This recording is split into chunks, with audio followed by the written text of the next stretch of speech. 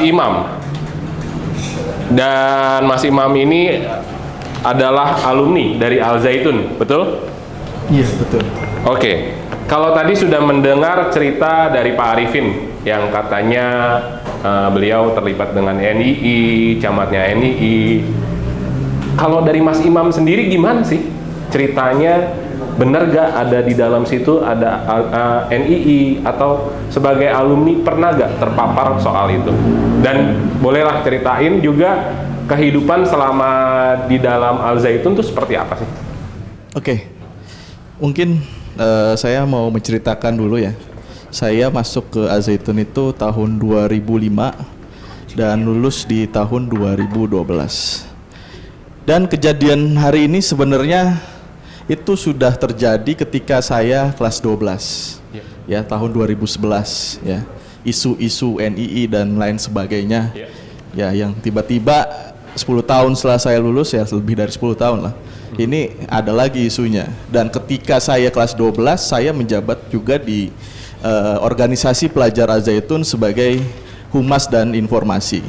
Jadi pada saat itu ya saya juga dengan isu, dulu kan medianya hanya televisi ya, gitu. Media-media hanya televisi, sosial media itu baru Facebook lah gitu. Dan banyak yang berdatangan juga, dan saya yang bertanggung jawab pada waktu itu untuk bisa menjawab pertanyaan-pertanyaan yang hari ini ditanyakan juga 10 tahun yang lalu. Betul, masih terulang. Ya. Dan apa ya, pengalaman saya di Al Zaitun ya, tadi ya beberapa santri memang yang hadir atau yang sekolah di sana ya, dari Malaysia, lalu dari Singapura, angkatan saya, adik kelas saya Afrika Selatan waktu itu. Ya bagi saya, pengalaman saya jadi tahu wawasan-wawasan internasional. Ya, wawasan-wawasan internasional. Dan saat saya kelas 12 semester pertama itu ya, karena isu-isu ini makin berkembang, sehingga waktu itu tahun 2011 ya, 11 akhir itu Bapak Muldoko hadir untuk mengadakan kegiatan bela negara yang kebetulan itu angkatan saya. Ya, jadi saya ya dibina untuk bisa membela negara Indonesia ya sampai hari ini ya. Jadi saya nggak mau ibaratnya membahas lagi kaitan hal yang disebutkan tadi ya. Ya karena sudah jelas ya, saya malah yang mendoktrin itu langsung Panglima Pangdam Silawangi ya waktu itu ya, Jawa Barat, seperti itu, Pak Muldoko. Ya kami waktu itu diadakan diklat selama kurang lebih 1-2 minggu, saya lupa ya. Ya tidurnya ala TNI, terus makannya ala TNI, terus ya diklat seperti Lemhanas lah ya, diklat seperti tapi yang Lemhanas mungkin level SMA lah gitu ya, itu disampaikan. Ya kalau ditanya saya didoktrin menjadi bangsa Indonesia yang baik dan benar. Betul. Seperti itu. Ya, ya mungkin pengalaman itulah yang menjadi saya sampai hari ini. Ya, wawasan kebangsaan dan wawasan internasional. Ya sehingga saya pernah, ya karena sudah tahu ya, jadi saya penasaran dong, wawasan internasional itu seperti apa sih? Saya akhirnya membandingkan dengan wawasan kebangsaan saya dan internasional itu seperti apa. Gitu. Itu aja sih. Kehidupan di dalam pesantren sendiri seperti apa sih? Kalau menjawab tuduhan-tuduhan nih yang begitu banyak. Ya, kehidupan dalam pesantren saya sudah melihat ya, YouTube-nya Mas Pablo ya, gitu kan, dan Mas Kris gitu ya, yang ada berpart-part ya, katanya ada kunjungan, ya itu nggak jauh beda lah, sama gitu. Kegiatannya itu ya bangun tidur jam 4 subuh gitu kan, ke masjid, terus ke sekolah jam 6.30 itu udah harus di kelas gitu kan, sampai siang itu jam 12 terus pulang, olahraga dan lain sebagainya, itu terus selama kita ada di sana, seperti itu. Oke. untuk kegiatan. Siap. Dan kalau melihat tuduhan-tuduhan yang beredar sekarang atau isu-isu yang berkembang di masyarakat, ada gak sih pengaruh yang Mas rasakan di dalam kehidupan Mas sebagai pribadi, sebagai seorang lulusan dari Al Zaitun? Saya, kebetulan setelah saya lulus itu saya mengambil pendidikan S1 di Jerman, waktu itu di Hamburg. Dan ketika saya di sana, ya mungkin terbuka saja gitu. Maksudnya wawasannya juga terbuka dan ya mungkin tidak se-hot sekarang ya isunya ya, karena medianya hanya TV ya waktu itu. Ya saya juga bergabung di PPI Hamburg waktu itu tahun 2013 sampai 15 gitu kan, dan ya saya katakan apa adanya, saya alumni Al Zaitun dan tidak ada yang keberatan dengan soal itu gitu. Dan saya waktu itu juga ya sempat magang-magang di waktu itu di sebuah institusi di Jerman lah, ya yang ada di Indonesia ya, DAAD. Saya magang di situ ya nggak ada masalah, intinya profesionalitas gitu, tidak ada ya apa hubungannya antara isu dan personal saya gitu kan. Seperti itu sih paling. Kalau ada cerita dari teman-teman alumni lain yang katanya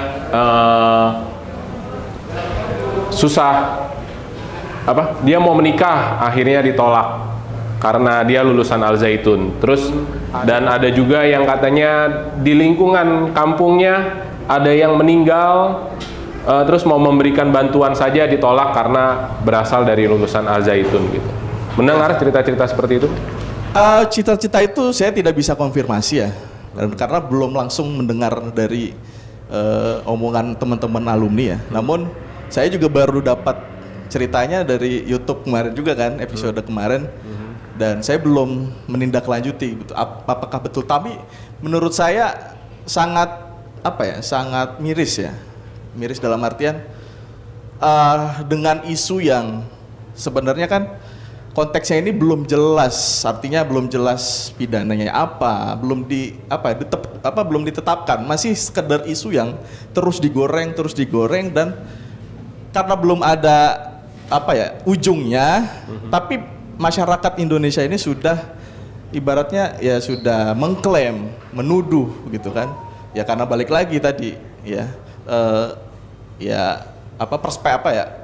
persuasif dari medianya yang sangat kuat sehingga ya terpengaruh pada masyarakat dan masyarakat ya menuduh juga kepada alumni-alumni. Nah, itu sangat disayangkan. Ya kan, padahal belum ya masih berjalan terus kan hari ini prosesnya, dan ya belum ada sama sekali bukti-bukti yang sampai hari ini konkret dan bisa dipertanggungjawabkan gitu. Jadi harapan Mas Imam sebagai lulusan Al Zaitun terhadap masyarakat melihat kasus-kasus tuduhan-tuduhan ini tuh gimana, Mas? Ya, balik lagi, saya background komunikasi ya, Mas. Yang menanggapi hal ini menurut persepsi saya kaitan hal ini adalah ujung tombak ini adalah media hari ini. Ya. Dan masyarakat itu punya keinginan atau ya rasa lapar lah kaitan informasi. Yang lebih tepatnya mereka lagi haus kebenaran, ya kan? Lewat mana dia mencari kebenaran itu? Ya hanya media hari ini, salah satu-satunya gitu. Nah, namun masyarakat juga harus paham ya dalam ilmu psikologi ya dan ilmu filsafat, bahwasanya ya namanya kebenaran itu tidak ada yang absolut. Tidak, ya, kebenaran itu adalah bias, tidak mutlak. Kenapa tidak mutlak? Ya karena balik lagi, manusia itu tidak sempurna. Ya, manusia itu tidak sempurna. Kenapa? Karena kita melihat informasi kan lewat indera kita, dari mata, telinga. Sedangkan manusia itu adalah tidak sempurna. Nah, balik lagi yang namanya objek itu kan ada yang namanya blind spotnya. Ya, ada blind spotnya. Nah, masyarakat ini paham gitu. Jangan hanya satu objek saja yang dilihat. Dan media pun juga harus sama. Tidak boleh, atau ya kami sarankan ya, jangan tidak boleh. Kami sarankan untuk menyajikan sebuah informasi itu dari beberapa objeknya gitu, supaya kelihatan betul satu objek itu. Nah hari ini yang dilihat itu objeknya hanya dari depan saja. Blind spotnya ini nggak di apa ya, ibaratnya nggak digubris sama sekali oleh media. Ya.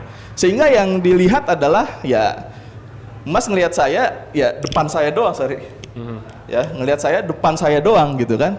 Tapi yang bisa melihat belakang saya siapa?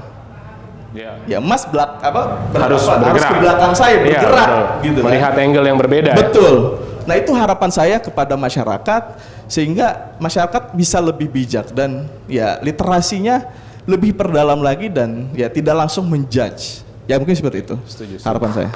Terima kasih.